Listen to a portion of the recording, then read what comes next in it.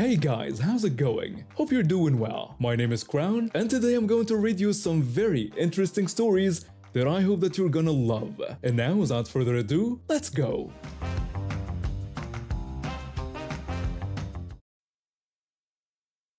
When I was just a kid with big dreams of going to college, my family wasn't rich, but we were close. My parents, grandparents, and I lived in a small town in Oregon. They always encouraged me to aim high and get a good education. When I got accepted into a decent college, I was over the moon. But then reality hit. How was I going to pay for it? That's when my grandfather stepped in. He offered to co-sign a loan for me. I was grateful, but I made it clear I'd pay him back as soon as I could. College was tough, but I made it through. 4 years later, I graduated with a degree in business. I was ready to take on the world and start paying off my loans. I approached my grandfather about repaying him, but he waved me off. He told me not to worry about it and to consider it his investment in my future. I insisted, but he wouldn't hear of it. That was the last we spoke of it. Life went on, and I started my career. Then tragedy struck. My dad passed away in 2016. It was hard, but we got through it as a family. My grandfather had already passed in 2008, and my grandmother followed in 2022. After my grandmother's death, we had to settle the estate. I received 1/3 of my father's inheritance as he had 3 children. It wasn't a fortune, but it was something to remember him by. But then, out of the blue, I got this bill for $6,500 from my grandmother's estate. They claimed it was for the college loan payments my grandfather had made. I was shocked. This was the first I'd heard of it in 20 years. I called my aunts, who were handling the estate. I asked them about the bill, mentioning that Grandpa had told me not to worry about the loan. My first aunt responded by saying they had found records of the payments in Grandma's papers, and that I needed to pay it back. I protested, explaining that this was from 20 years ago, and that Grandpa had refused when I offered to repay him. My second aunt dismissed my concerns, stating that it didn't matter and that it was now part of the estate that I owed. I was stunned. It didn't seem right.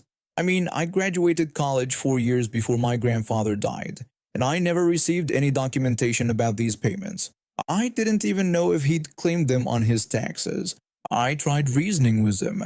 I explained that I didn't have any proof of my offer to repay or Grandpa's refusal since it was all verbal, and asked if we could work something out.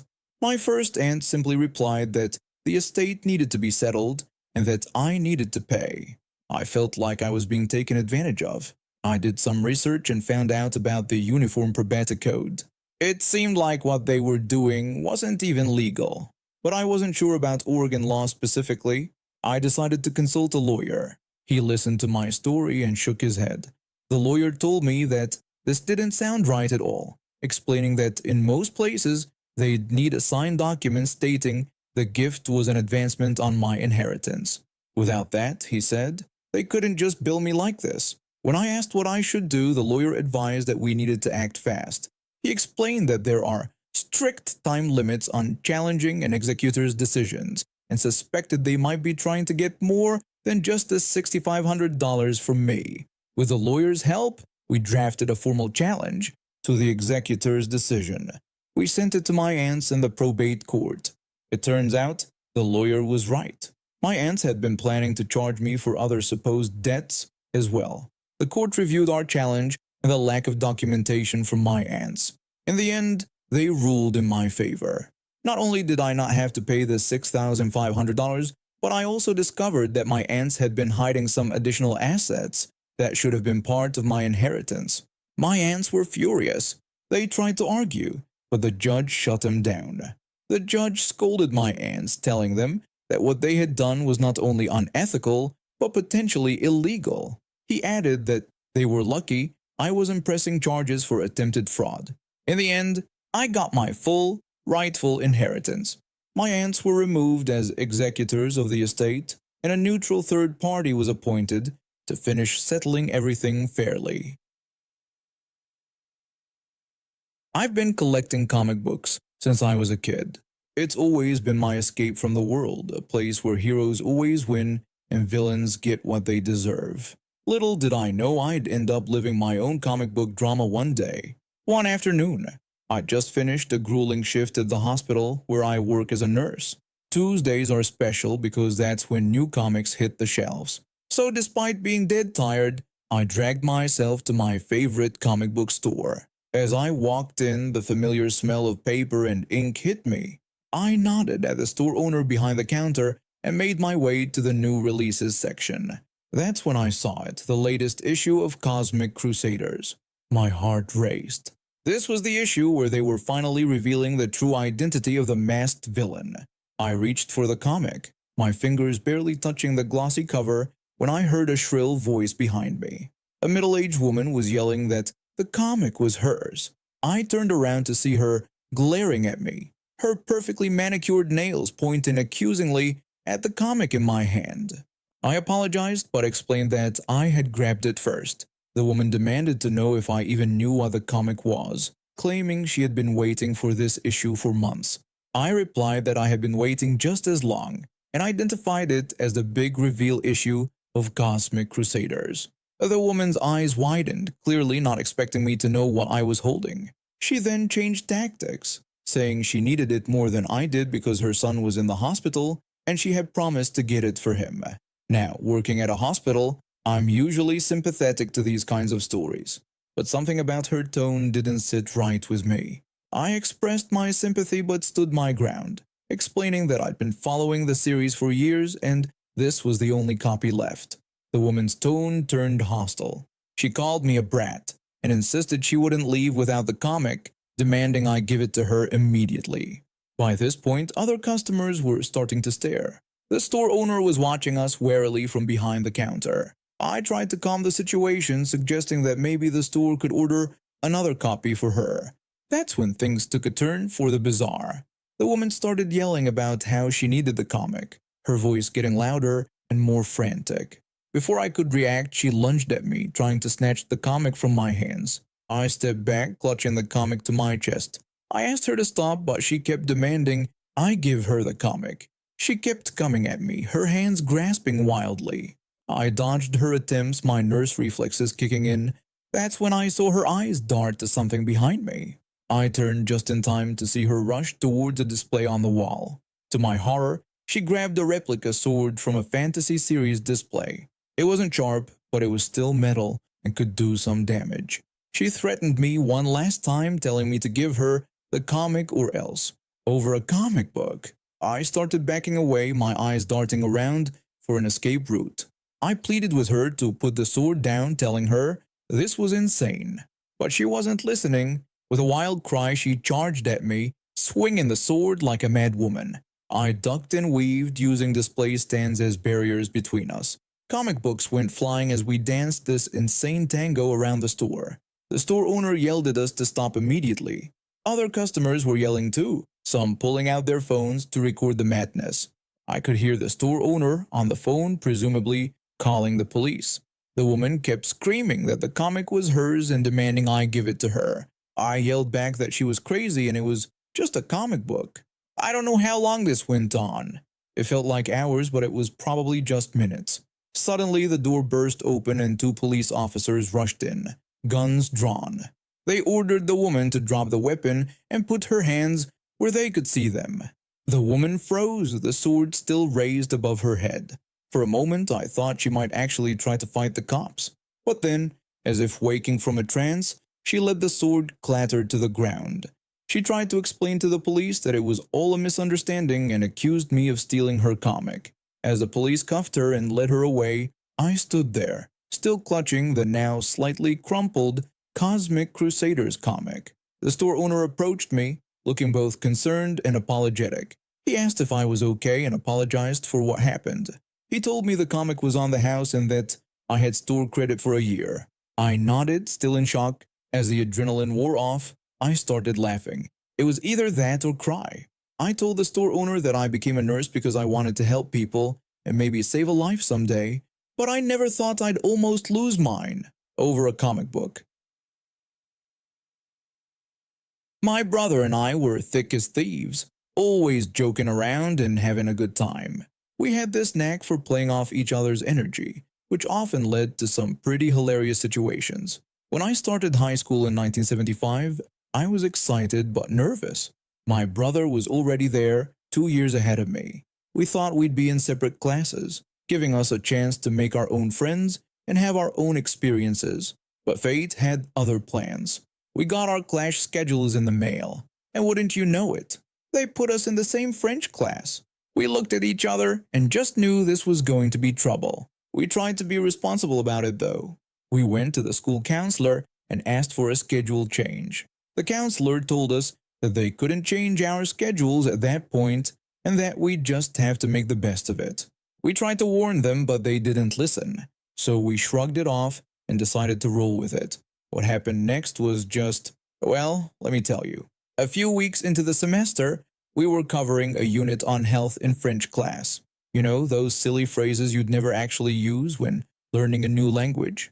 At the same time, there was this popular song on the radio by LaBelle called Lady Marmalade. It had this catchy French phrase in it. Voulez-vous coucher avec moi ce soir? Now, being the studious siblings we were, and I say that with a hefty dose of sarcasm, we decided to have a little fun with our newfound French knowledge. My brother leaned over to me with a mischievous grin and asked me in French if I wanted to sleep with him tonight. I giggled as I responded straight from our textbook, saying in French that I had a headache. We thought we were being clever, you know, just a couple of siblings joking around. But our teacher, she was not impressed, not even a little bit. Before I knew what was happening, I was being marched to the principal's office. My brother, he got to stay in class. Can you believe that? I was fuming. The principal informed me that they had called my mother to come pick me up. He said I was suspended for 3 days for inappropriate behavior in class. I was shocked. Suspended? For that? It seemed so unfair, especially since my brother was equally involved. But you know what? My mom thought it was ridiculous too. My mom reassured me, saying we'd make the best of these 3 days. And boy, did we ever. My mom is the coolest. Instead of making me sit at home, she took me along on her errands. One day, we ended up at the mall, and that's when things got interesting. We saw these amazing platform sandals with hidden roller skates. You could just pull a lever, and boom! Instant skates. My mom got this mischievous look in her eye, the same one I often saw in the mirror. My mom suggested we buy the shoes, saying that if they were going to suspend me for silly reasons, we might as well give them a real one. She bought the shoes, and I wore them on my first day back. I walked into the lunch line like nothing was different, then casually rolled out with my tray. Of course, I ended up right back in the principal's office. The principal told me my behavior was unacceptable and that he was calling my mother again. But when my mom showed up, she wasn't upset at all. In fact, she looked like she was trying not to laugh. My mom sarcastically told the principal that since they suspended me for speaking French in French class, she figured we'd give them a more concrete reason this time. The principal's face turned red, but he couldn't say much. He just dismissed us, and I rolled right out of his office and into another 3-day suspension. As we left the school, my mom high-fived me. My mom told me that sometimes you got to stand up to unfair treatment, even if it means bending the rules a little. Those were some of the best days of my life. My mom showed me that sometimes the best way to deal with ridiculous situations is to be a little ridiculous yourself. And you know what? I think if the principal could have suspended my mom too, he would have. I landed my dream job as a system administrator for a small but growing tech company. Our company specialized in developing software for small businesses, and we had our own server to host our projects and client data. It wasn't anything fancy, but it was my responsibility to keep it secure and running smoothly. I took pride in my work, always staying up to date with the latest security practices and making sure our system was as tight as Fort Knox. One ordinary Tuesday morning, I was sipping my coffee and scrolling through my emails when I noticed something that made my blood run cold. There was a message from our hosting provider warning us about potential attacks being launched from our server. I immediately dove into investigating the issue. What I discovered sent shivers down my spine. Someone had managed to breach our defenses and was using our server as a base for their illegal activities. This hacker was running an application to anonymously control a network of compromised computers, among other nefarious deeds. How had they gotten past our security? I felt like I had failed at my job, but I was determined to make things right. That's when I noticed something interesting about the app the hacker was using. It was based on an open source project. An idea began to form in my mind. If I could modify this app, I might be able to turn the tables on our uninvited guest. I downloaded the source code for the backdoor program. Over the next few days, I worked tirelessly to create a modified version that would log everything to a file. Once it was ready, I replaced the hacker's app with my honeypot version.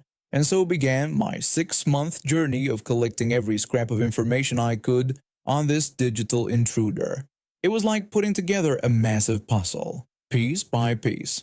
As the data accumulated, I started to see the bigger picture of who this person was and what they were up to. Using the information I gathered, I managed to take control of many of his online accounts, starting with his main email. It was like hitting the jackpot. This email was the key to everything else. I issued password reset requests for all the services he had registered, gaining access to 6 more email accounts, dozens of chat profiles, his social media, dating profiles, websites, and even his phone backup. I had his phone number, his mother's number, and his girlfriend's number. I knew his address, birthday, education history, and even trivial things like his favorite foods and music. It was surreal to have such intimate knowledge of someone I'd never met in person. I decided to take one final step to ensure this hacker would never trouble anyone again. I crafted an email to his internet service provider, pretending to be the hacker himself. In this message, I included some very unflattering comments about the monarch of Indonesia, implying that I might publicly spread these insults if I didn't get certain information. I knew that insulting the monarchy in Indonesia was a serious offense, punishable by up to 15 years in prison. After sending that email, the hacker vanished without a trace. It was as if he'd been wiped off the face of the earth. Over the years, I've occasionally looked for signs of his return, but he seems to have stayed hidden. One day, I received a message from the hacker. He sounded confused and worried, asking why he couldn't access any of his accounts. I replied calmly, hinting that he was having some trouble. The hacker demanded to know who I was and how I got access to his email. I explained that I had been watching him for a while and suggested he should have been more careful about which servers he chose to hack. The desperate hacker offered me money to back off, but I refused, explaining this was about justice. He tried justifying his actions, claiming important work. I scoffed, reminding him his work was running botnets and scamming people. As he grew angry, I countered that he had no right to invade our server or steal from innocents. He attempted to negotiate, but I told him to disappear and never touch a computer again. The hacker doubted my control, so I challenged him to check his accounts, revealing everything was gone. I hinted at trouble he might face regarding his comments about the Indonesian monarchy. Realizing the extent of my actions, he called me insane. I corrected him, stating he ruined everything by choosing crime. I warned him not to resurface online, and I never heard from him again. Sometimes I wonder if I went too far, but then I remember the people he hurt. I sleep well knowing I protected many from his malicious activities. It wasn't the career I expected, but you adapt to life's challenges. And now we have reached the end of today's stories. Thank you for watching, and see you next time.